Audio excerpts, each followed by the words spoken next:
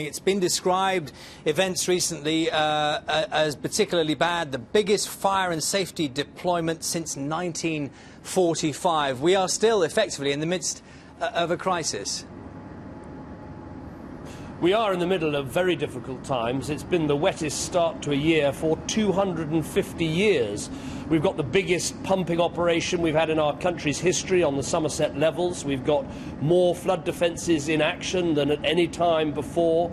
We've got a large deployment of the military out there helping the many very hard-working emergency services, local government workers and Environment Agency workers. It's a massive national effort. We've got to fight on every front. We've got to do everything we can in the next 24 hours to protect homes before the river levels rise again. And a huge national effort is underway, and we must keep at it.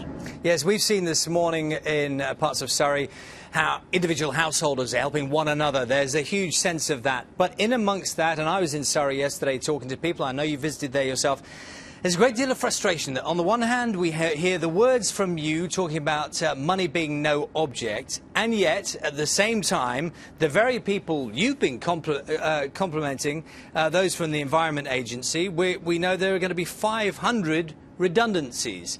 So people think you're saying one thing about helping and doing things. On the other hand, in terms of what you're practically doing, you're axing people who should be helping. Will you still be making 500 people at the Environment Agency redundant?